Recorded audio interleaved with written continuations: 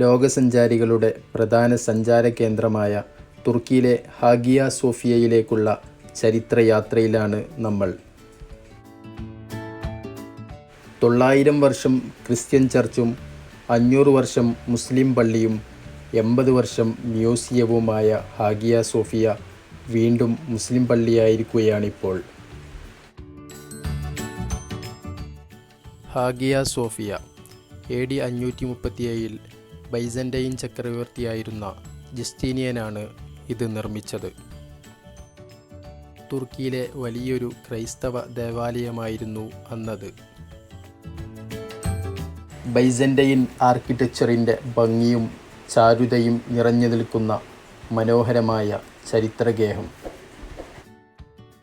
ലോകത്ത് തന്നെ പ്രശോഭിച്ചു നിന്ന ധാരാളം സംസ്കാരങ്ങൾക്കും ഭരണങ്ങൾക്കും കേന്ദ്രമായ ഇസ്താംബൂളിൻ്റെ ചരിത്രവും ഹാഗിയ സോഫിയയുടെ ചരിത്രവും പരസ്പരം ഇഴചേർന്ന് കിടക്കുന്നു.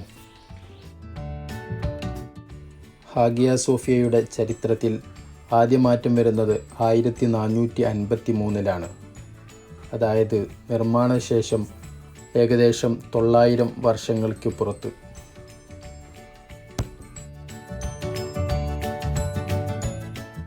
1453 ഒട്ടോമൻ പടയോട്ടകാലത്ത് കോൺസ്റ്റാന്റിനോപ്പിൾ കീഴടക്കിയ സുൽത്താൻ മുഹമ്മദ് സ്വന്തം ധനം നൽകി ഈ കെട്ടിടം അവകാശികളിൽ നിന്ന് വാങ്ങി.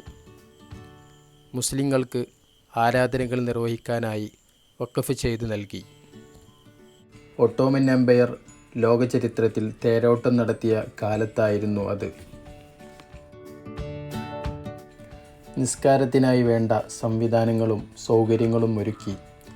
ഹാഗിയ സോഫിയയുടെ മിഹ്റാബാണിത്.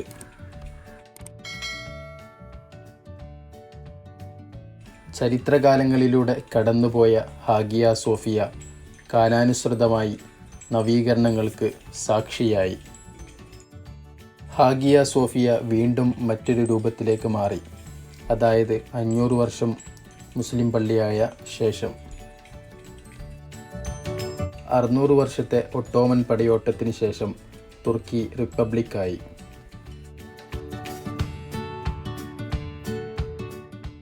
മുസ്ലിം പള്ളിയായിരുന്ന ഹാഗിയ സോഫിയയെ 1934 തുർക്കി റിപ്പബ്ലിക്കിൻ്റെ സ്ഥാപകനായി അറിയപ്പെടുന്ന മുസ്തഫ കമാൽ അത്താതുർക്ക് മ്യൂസിയമാക്കി മാറ്റി.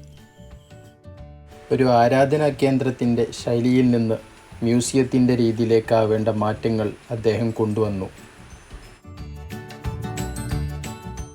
തുർക്കിയിലെ വലിയ വിനോദ സഞ്ചാര കേന്ദ്രങ്ങളിലൊന്നായ ഹാഗിയ സോഫിയ യുനെസ്കോയുടെ ലോക പൈതൃക സ്മാരകങ്ങളിൽ ഇടം പിടിച്ചിരുന്നു. ഹാഗിയ സോഫിയയുടെ മാറ്റത്തിൻ്റെ ചരിത്രം അവിടെയൊന്നും നിന്നില്ല. മുസ്ലിം പള്ളി മ്യൂസിയമാക്കി മാറ്റിയതിനെതിരെ തുർക്കിയയിലെ മതനേതൃത്വം നിയമപോരാട്ടം നടത്തിയിരുന്നു. തുടർന്ന് 1934 മ്യൂസിയമാക്കിയ നടപടി കോടതി റദ്ദ് ചെയ്തു. ക്രിസ്ത്യൻ കത്തീഡ്രലായിരുന്ന ഹാഗിയ സോഫിയ അന്നത്തെ രാജാക്കന്മാരുടെ സ്വകാര്യ സ്വത്തായിരുന്നു.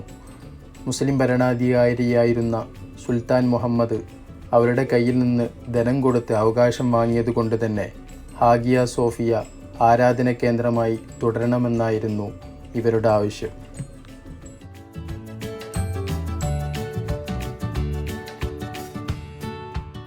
നിലവിലെ പ്രസിഡന്റായ റജബ് തൊയ്യിബ് ഉർദുഗാൻ മ്യൂസിയത്തെ വീണ്ടും പള്ളിയാക്കുന്ന കരാറിൽ ഒപ്പുവെച്ചു.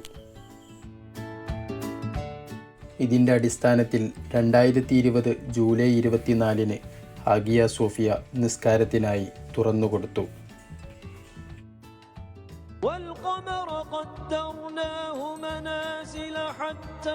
ഉർദുഗാൻ തന്നെ പള്ളിയിൽ പ്രാർത്ഥനകൾക്ക് നേതൃത്വവും നൽകി.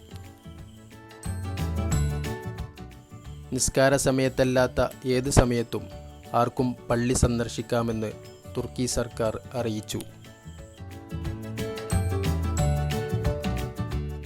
900 വർഷം ക്രിസ്ത്യൻ ചർച്ചും 500 വർഷം മുസ്ലിം പള്ളിയും 80 വർഷം മ്യൂസിയവും ആയ ഹാഗിയ സോഫിയ വീണ്ടും മുസ്ലിം പള്ളിയായി ലോക ചരിത്രത്തിലിടം നേടി.